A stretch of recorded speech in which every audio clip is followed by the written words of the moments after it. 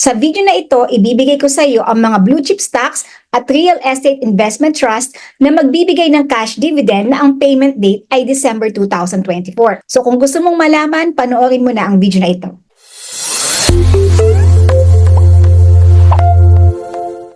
Bago ko ipakita sa iyo yung mga stocks na magbibigay ng dividend, hindi po ito financial advice or hindi rin ito recommendation.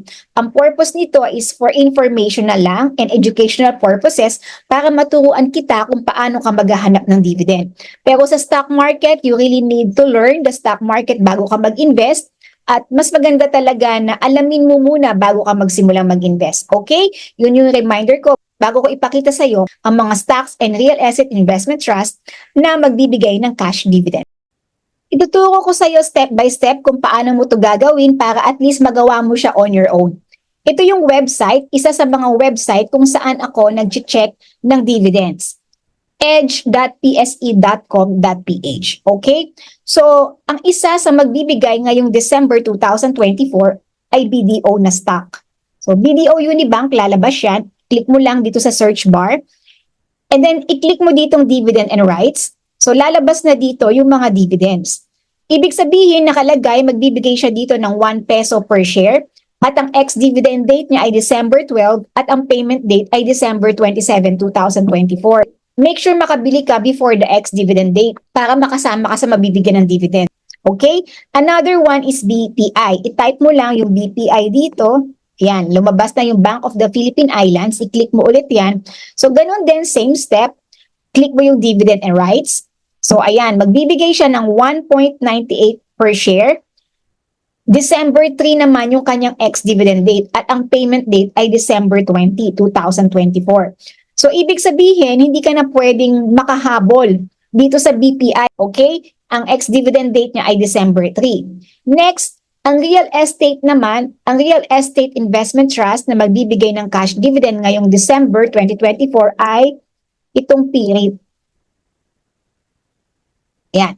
Okay, so itong PREIT na to, ang ikiklik mo lang din ulit ay dividends and rights. Okay?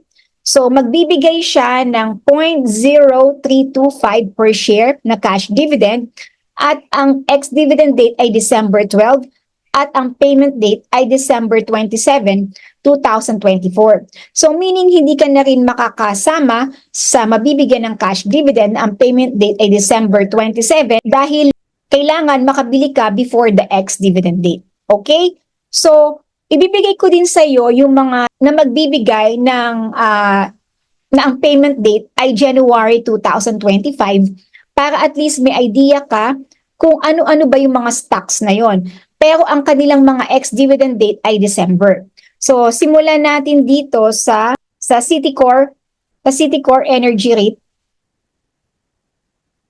Ang kanyang ex-dividend date ay December 11 at ang payment date ay January 13, 2025. So, hindi ka na rin makakasama kung sakaling gusto mo mang bumili nito. Hindi ka na makakasama sa mabibigyan sa January 13. Ang dividend rate niya ay 0.049. Next is Vista REIT. I-type lang natin dito, i-encode natin dito, VREIT. So, lumabas na yung Vista REIT. I-click mo ulit itong dividends and rights. So, ayan. Nakalagay dito, magbibigay siya ng 0.04667 per share at ang kanyang ex-dividend date ay December 12, 2024 at ang payment date ay January 10, 2025. So, ganun pa din, kung sakali mambibili ka nito, hindi ka na rin makakahabol dito dahil ang ex-dividend date nito ay December 12. So, at least napakita ko sa iyo yung step kung paano mo gagawin ito para at least yung mga stock na gusto mong bilhin ay maabangan mo at ma-check mo on your own para hindi ka ma-late sa bigayan ng dividend.